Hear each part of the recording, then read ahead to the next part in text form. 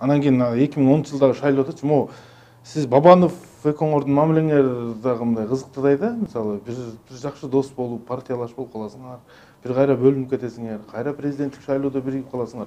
Негизи Бабановдун Республика партиясына кошулганга сиз өзүңүз бардыңызбы же өзү чакырды? Мындай деп коелучу. Республика партия ошол кезде бир эле Бабановдуку эмес болчу. Бул тарых үчүн айтып коеюн.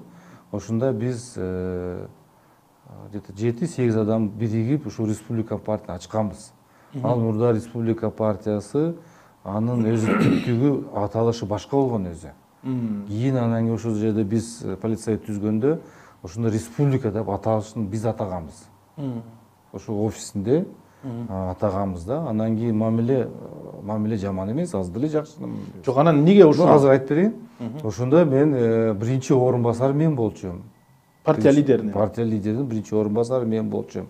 Алтынбек Сулайманов, Канат Исаев, Шаки, ошолар баарды биз ушу полицейде болгонбуз. Эч мындай талаш-тартыш болгон жок. Биз ошондо ар бир областка бөлүнүп, өзүбүздүн каражаттарга ошол добуш алыш үчүн мен мисалы Жалал Абад областтык куратор болгом. Ошондо биз бөлүп барып Жалал Абад областтан добуш алып келгенбиз.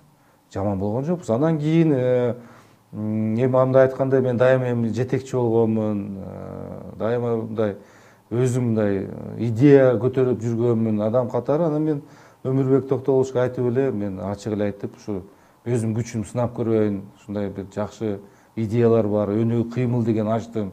МТСтерди ачканга ушундай бир идеялар бар, жерди иштеткенге мындай шарттар түзүп берели деген ойлор бар дегенде эч проблема жок. Бул жерде ошо Өмүрбек Бабанов премьер-министр болгондон кийин коалиция түзүлүп, вице-премьер болду биринчи.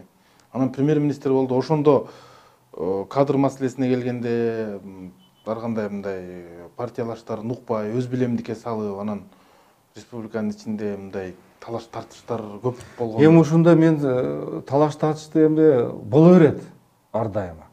Болгонбу ушундай талаш-тартыш? Эми мындай өтө эле острый болгон жок. Ал дайым жеңил болгон. Мисалы мен кайсы кадрларды суранбайм, бир-эки кадр балким дайындалган жок, бирок мындай көбүнчө дайындалган да кадрлар. Дайындалган. Мен менен ал киши менен өтө көп конфликт болгон жок. Ачык айтканда, конфликт болгон жок. Мен бир учурда бир вице-премьер-министр болгондо дайындалган да, Алмаз Шаршенович премьер-министр болчу. Ошондо лидер фракция ким болот деп сураганда, ошондо же Канат Исаев, же Дикканбаев, Курманбек болот деп айтып калган да. Хотя биз Алтынбек Сулайманов экөөбүз Жалал Абад Ош областан эң көп добуш биз алып келгенбиз. Ошондо же мен, же Алтынбек лидер фракция болуш керек деген ойдо болдум да ошондо.